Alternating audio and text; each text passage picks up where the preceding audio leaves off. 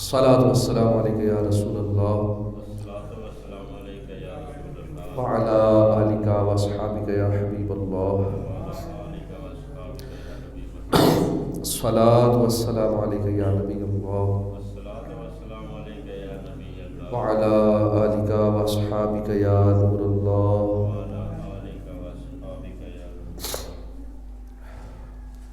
نویت سنت الاعتکاف۔ حضور نبی رحمت شفیع امت صلی اللہ علیہ وآلہ وسلم نے ارشاد فرمایا،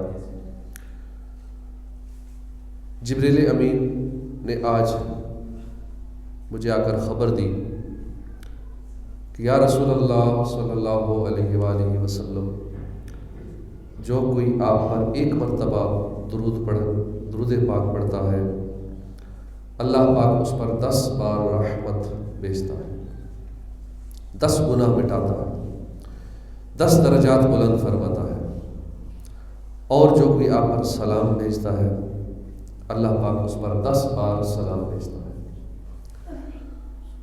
ان پر درود جن کو کسے بے کساں کہیں، ان پر سلام جن کو خبر بے خبر کی ہے۔ صلو علی الحبیب صلی اللہ تعالی علی محمد صلی اللہ علیہ وآلہ وسلم۔ حضرت وہب بن منبہ رحمۃ اللہ علیہ فرماتے ہیں کہ ایک مرتبہ حضرت عیسیٰ علیہ السلام کا گزر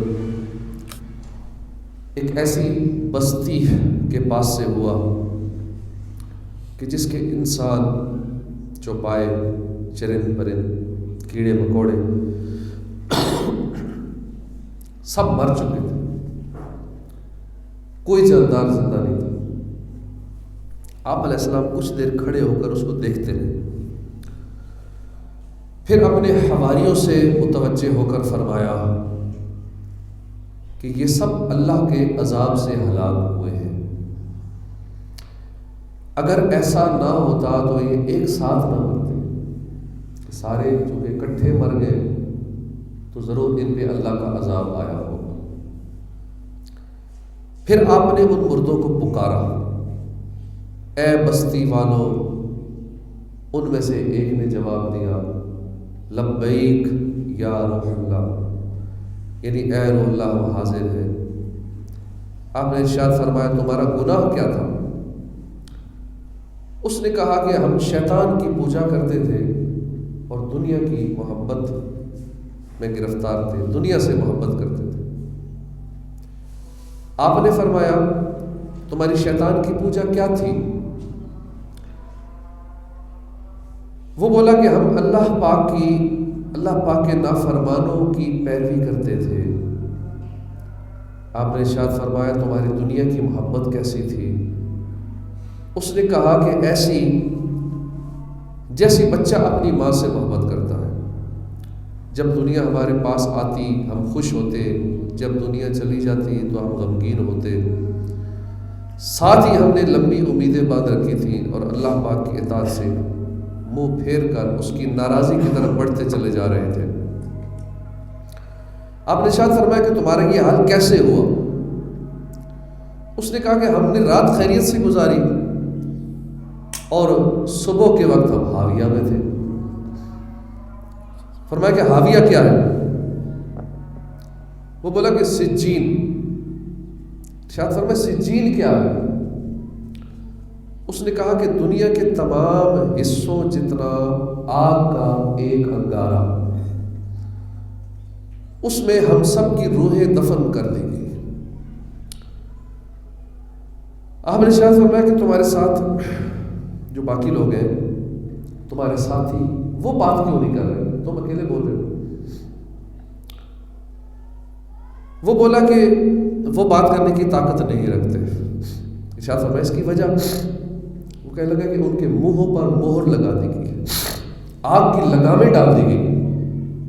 آپ نے فرمایا کہ پھر تم مجھ سے کیسے بات کر رہے ہو،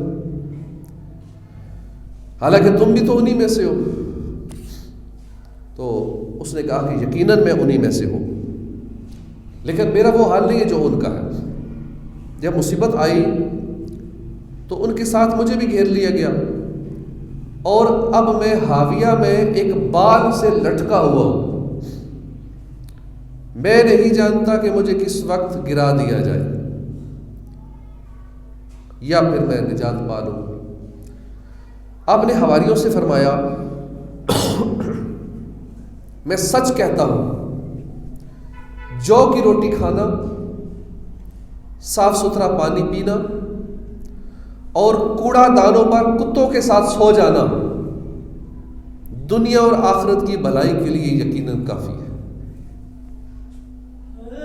یعنی دنیا میں اگر بندے کو اتنا سا جو کی روٹی مل جائے، گزارا ہو جائے، صاف ستھرا پینے کے لیے پانی مل جائے اور کوڑا کرکٹ کے ڈھیر پر کتوں کے ساتھ سونا نصیب ہو جائے تو یہ بندے کے لیے کافی ہے۔ بے وفا دنیا میں مت کر اعتبار، تو اچانک موت کا ہوگا شکار، موت آ کر ہی رہے گی یاد رکھ، جان جا کر ہی رہے گی یاد رکھ، گر جہاں میں 100 برس تو جی بھی لے، قبر میں تنہا قیامت تک رہے۔ یار اسلامی بھائیوں، بیان کردہ لفظہ خیز حکایت میں دنیا سے محبت کرنے والوں کے لیے نصیحت اور عبرت کے کئی مدنی پھول ہیں۔ افسوس، جیسے جیسے ہم زمانہ رسالت سے دور ہوتے چلے جا رہے ہیں، ہمارے دلوں میں فانی دنیا کی محبت، ہمارے دلوں میں مال و دولت کی محبت کی جڑیں مضبوط تر ہوتی جا رہی ہیں۔ جسے دیکھو وہ دنیا کے پیچھے آنکھیں بند کر کے بھاگ رہا ہے، دوڑے چلے جا رہے ہیں۔ کثیر دولت، کئی جائیدادیں، زمینیں، فیکٹریاں، پیٹرول پمپس، شاپنگ مالز، مارکیٹیں، پلازے، بنگلے، عالیشان گاڑیاں ہونے کے بعد انسان کی حرص ختم ہونے کا نام نہیں لیتی۔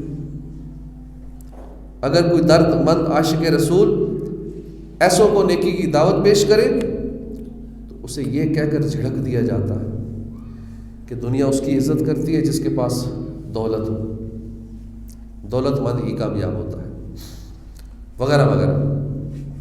ہم غور کریں کہ ہم کہیں دنیا سے محبت کرنے والوں کے عبرتناک انجام سے غافل تو نہیں ہو گئے؟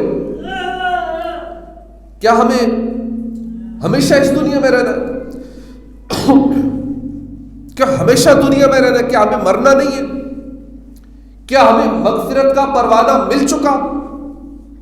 کیا ہم پچھلی امتوں کے عذابات کو بھول چکے؟ کیا ہمیں روز اٹھتے جنازے نظر نہیں آتے؟ کیا ہم بستر علالت پر سسکتے مریضوں سے سبق حاصل نہیں کرتے؟ کیا ہم نزا کی سختیاں سہ سکیں گے؟ کیا ہم تنگ و تاریک قبر کو بھول گئے؟ کیا ہم نے قبر کے سانپ اور بچھو اور کیڑے مکوڑوں سے نجات کا سامان کر لیا؟ کیا ہم منکر نکیر کے سوالات کے جوابات کی تیاری کر چکے؟ کیا قیامت کے دن حساب و کتاب کی تیاری ہم کر چکے؟ بہرحال عافیت اسی میں ہے کہ ہم جتنا دنیا میں رہنا ہے اتنا دنیا کے لیے، اور جتنا عرصہ قبر و آخرت کا ہے اتنی قبر و آخرت کے لیے تیاری میں مشغول رہے۔ کئی ہنستے بولتے انسان اچانک موت کا شکار ہو کر اندھیری قبر میں پہنچ جاتے ہیں۔ اسی طرح ہمیں بھی مرنا پڑے گا، اندھیری قبر میں اترنا پڑے گا اور اپنی کرنی کا پھل بھگتنا پڑے گا۔ تو خوشی کے پھول لے کر کب تلک؟ تو یہاں زندہ رہے گا کب تلک؟ دولت دنیا کے پیچھے تو نہ جا، آخرت میں مال کا ہے کام کیا؟ مال دنیا دو جہاں میں ہے وبال، کام آئے گا نہ پیش ذوالجلال۔ دنیا کی محبت شیطان کا ایسا جال ہے کہ اس میں پھنس کر انسان نیک کاموں سے دور ہوتا چلا جاتا ہے۔ مثلا پہلے مستحبات سے دور ہوگا، پھر سنتوں سے غافل ہوگا، اس کے بعد فرائض و واجبات چھوڑنے کی عادت پڑ جائے گی، پھر آہستہ آہستہ حرام کاموں کا عادی ہو جائے گا، نمازیں چھوڑنے کا معمول بن جائے گا، جھوٹ بولنے، غیبت کرنے، دوسروں کا دل دکھانے، گانے باجے سننے، طرح طرح کے حرام اور ناجائز کام کرنے، اس کے علاوہ دنیا میں ضرورت سے زیادہ مشغول رہنے والا یہ اپنوں کو بھلا بیٹھتا ہے۔ دنیا میں ضرورت سے زیادہ مشغول رہنے والا مخلص دوستوں سے محروم ہو جاتا ہے۔ دنیا میں زیادہ مصروف ہونے والا غریبوں کو حقیر اور کم تر سمجھنے لگتا ہے۔ دنیا میں ضرورت سے زیادہ مشغول ہونے والا کنجوس ہو جاتا ہے۔ دنیا میں ضرورت سے زیادہ مشغول ہونے والا متکبر ہو جاتا ہے۔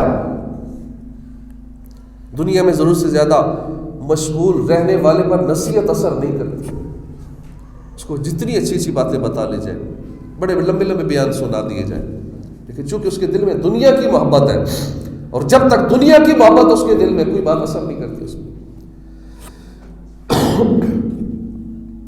دنیا میں ضرورت سے زیادہ مشغول رہنے والا حلال اور حرام کی تمیز کھو بیٹھتا ہے۔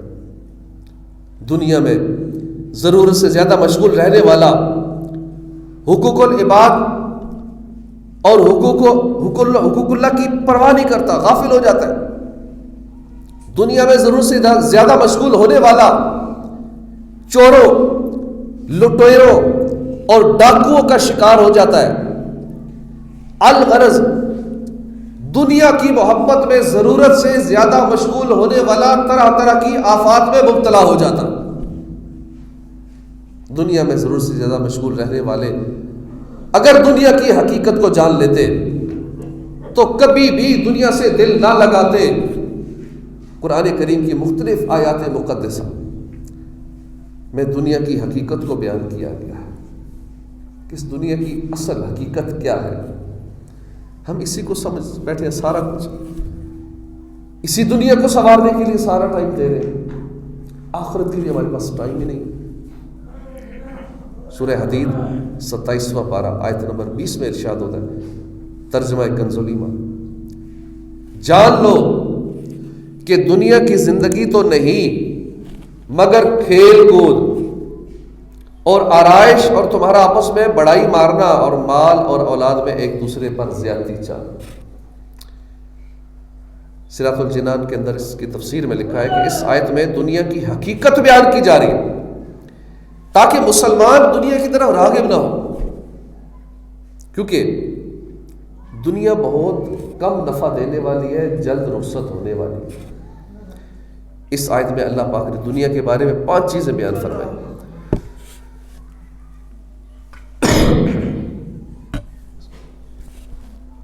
پہلی اور دوسری چیز کہ دنیا کی زندگی تو صرف کھیل کود ہے، دنیا کی زندگی صرف کھیل کود ہے، اور یہ کھیل کود بچوں کا کام ہے۔ سمجھدار بندہ یہ کام نہیں کرتا کہ زندگی کو کھیل کود میں گزار دے، ٹائم ویسٹ کرتا رہے، اور صرف اس کے حصول میں محنت مشقت کرتے رہنا وقت کو ضائع کرنے کے علاوہ کچھ نہیں ہے۔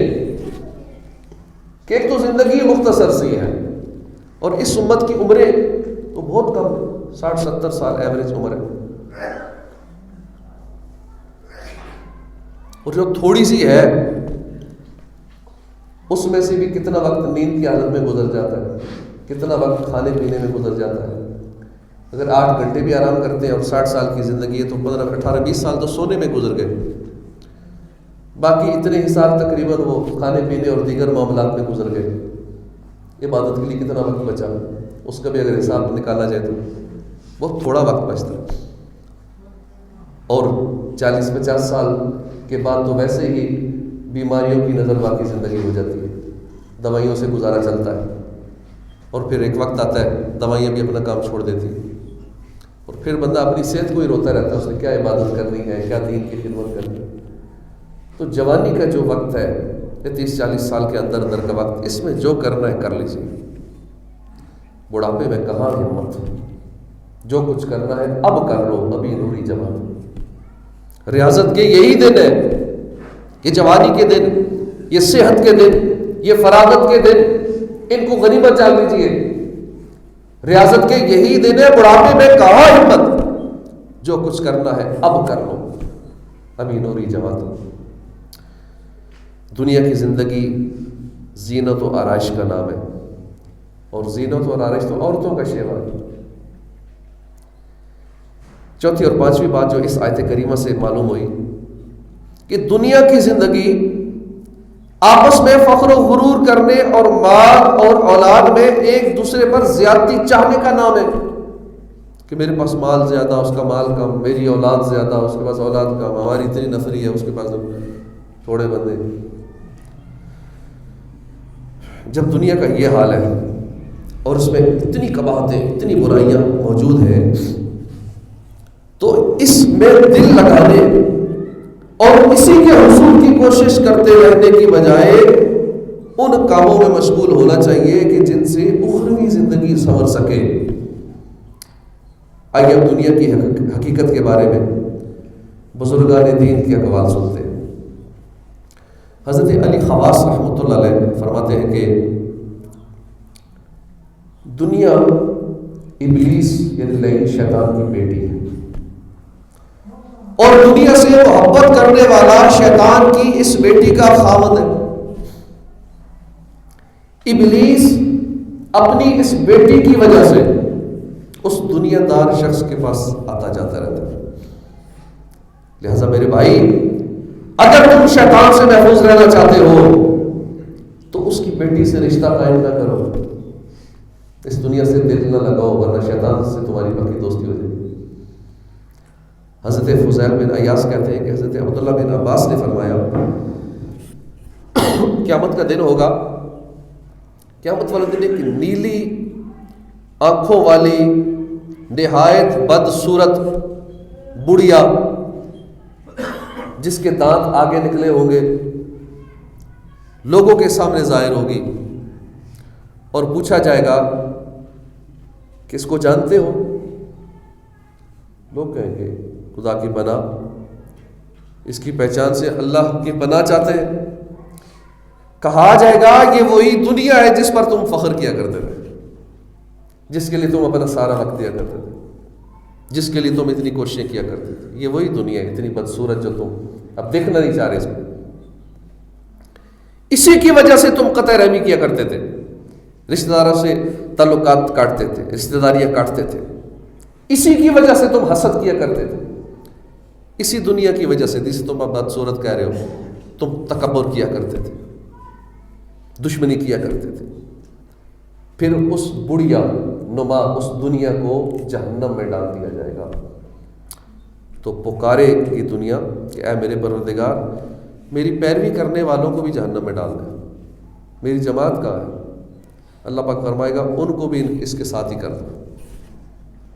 دنیا کو تو کیا جانے، یہ بس کی گانٹ ہے حرافہ، صورت دیکھو ظالم کی تو کیسی بھولی بھالی ہے، شہد دکھائے زہر ملائے، قاتل ڈائن شوہر کش، اس مردار پہ کیا للچایا۔ دنیا دیکھی بھالی، اس دنیا پہ اس مردار پہ دل للچا رہے، اس کے لیے سارا کچھ کر رہے، اس کے لیے ساری دوڑ دھوپ کر رہے، اس کے لیے دن رات ایک کر رکھے ہیں۔ میرے آقا حضرت امام علیہ السنت دنیا کی مذمت کے متعلق فرماتے ہیں کہ حدیث میں ہے کہ اگر دنیا کی قدر اللہ کے نزدیک ایک مچھر کے پر کے برابر بھی ہوتی تو پانی کا ایک گھونٹ بھی اس میں سے کافر کو نہ دیتا۔ دنیا ذلیل ہے، اسی لیے ذلیلوں کو دی جاتی ہے۔ جب سے اسے بنایا ہے کبھی اس کی طرف نظر نہ فرمائی۔ دنیا آسمان و زمین کے درمیان فضا میں لٹکی ہوئی ہے، یعنی روتی دھوتی ہے اور کہتی ہے اے میرے رب تو مجھ سے کیوں ناراض ہے۔ پھر فرمایا سونا چاندی خدا کے دشمن ہے۔ وہ لوگ جو دنیا میں سونے چاندی سے محبت کرتے ہیں قیامت کے دن پکارے جائیں گے، کہاں ہیں وہ لوگ جو خدا کے دشمن سے محبت رکھتے تھے۔ اللہ پاک دنیا کو اپنے محبوب یعنی پیارے بندوں سے ایسا دور فرماتا ہے جیسے ماں اپنے بچے کو نقصان دہ چیزوں سے دور رکھتی ہے۔ اس لیے اللہ اپنے پیاروں کو دنیا سے بچا کے رکھتا ہے، مال کی محبت سے بچا کے رکھتا ہے۔ حب دنیا میں دل پھنس گیا ہے، نفس بدکار حاوی ہوا ہے، ہائے شیطان بھی پیچھے پڑا ہے، یا خدا تجھ سے میری دعا ہے۔ تو الحمدللہ بزرگان دین کا کردار ہمارے لیے مشعل راہ ہے۔ یہ حضرات دنیا کی حقیقت کو جانتے تھے، دنیا ان کی طرف آتی ہے مگر وہ آخرت کو ترجیح دیتے ہیں دنیا کے مقابلے میں۔ امیر المومنین عمر بن عبدالعزیز جب یہ خلیفہ بنے تو آپ نے زہد و قناعت کو اختیار کیا، عیش و عشرت کو ٹھکرا دیا، لذیذ کھانے چھوڑ دیے اور بہت سادہ غذا استعمال کرنے لگے۔ ہمارے ہاں تو حکمرانوں کا الٹا حساب ہے کہ پہلے اگر دولت کم تھی تو حکمرانی میں آتے ہی عیاشیوں میں اضافہ ہو جاتا ہے، دولت میں اضافہ ہو جاتا ہے، غیر شرعی معاملات میں اضافہ ہو جاتا ہے، موج مستی میں اضافہ ہو جاتا ہے۔ اور یہ عمر بن عبدالعزیز پہلے عیش و عشرت والی زندگی گزار رہے تھے، اپ ٹو ڈیٹ نوجوان تھے، ان سے فیشن شروع ہوتا، لیکن جب خلیفہ بن گئے اپنا جو کچھ مال و دولت تھی بیت المال میں جمع کرا، ہمارے بیت المال سے لے کے بیچ دیتے ہیں نا، اربوں کی چیز ہو تو وہ چند کروڑوں میں بیچ کے اپنے کھاتے میں ڈال کے نہ جانے کیا کیا ہو رہا ہے۔ اور یہ وہ لوگ تھے کہ جو بیت المال کا چراغ بھی اپنی ذات کے لیے نہیں جلاتے تھے، کہ اگر حکومت کا کام کر رہے ہیں تو اس چراغ کو جلائے ہوئے ہیں، جیسے ہی کوئی بندہ پرسنل بات کر رہے ہیں تو چراغ بجھا دیتے کہ نہیں اب اس کی روشنی پرسنل کام کے لیے استعمال ہو رہی ہے۔ جو اتنا بھی دھیان رکھتے تھے، ایسے ہوتے ہیں حکمران۔ اور ہمارے کیا ہو رہا ہے سب کے سامنے، جو کچھ بھی ہے سب اپنے ہی ہاتھوں کے ہے کرتوت، شکوہ ہے زمانے کا نہ قسمت کا گلا۔ عاشقان رسول عمر بن عبدالعزیز کے غلام، فاروق اعظم کے غلام جب ان مسندوں پہ آئیں گے نا تو پھر کوئی امید ہے کہ کچھ رنگ بدلے گا، نظام بدلے گا، ورنہ یہی ہوتا رہے گا۔ کیونکہ یہ جو گورنمنٹ کا پیسہ ہے یہ عوام کے ٹیکس کا، یہ عوام کے چندے کا پیسہ ہے۔ ہم لوگ ہر چیز پہ ٹیکس دیتے ہیں، یہ چندہ ہے عوام کا، جس سے تمام گورنمنٹ جابز کرتے ہیں یا جو سرکاری عہدوں پہ ہیں، جو ان کو مراعات ملتی ہیں، یہ سارے آپ لوگوں کا پیسہ ہے، ہمارا اور آپ سب کا پیسہ ہے، اور اس سے عیاشی ہو رہی ہوتی ہے، نہ جانے کیا کیا ہوتا ہے۔ تو اللہ کرے ایسے نیک لوگ ہمارے حکمران بنے، عاشقان رسول بنے، جو عمر بن عبدالعزیز رحمۃ اللہ علیہ کی سیرت پر چلنے والے ہوں۔ تو آپ جب حکمران بنے تو آپ نے اپنی غذا بھی چینج کر دی، سادہ سی غذا آپ نے کھائی۔ نعیم بن سلامت فرماتے ہیں کہ عمر بن عبدالعزیز کے پاس میں گیا تو دیکھا کہ آپ زیتون کے تیل کے ساتھ روٹی تناول فرما رہے تھے۔ یونس بن شیب رحمۃ اللہ علیہ کا بیان ہے کہ میں عمر بن عبدالعزیز کو خلافت کے بعد میں نے اس حال میں دیکھا کہ میں بغیر چھوئے آپ کی پسلیاں گن سکتا تھا، اتنے سمارٹ ہو گئے، اتنے کمزور ہو گئے۔ آپ کے غلام فرماتے ہیں ایک دن میں اپنے آقا امیر المومنین کے پاس آیا تو آپ مسور کی دال تناول فرما رہے تھے۔ میں نے کہا کل یوم عدس، یعنی یہ روز روز مسور کی دال؟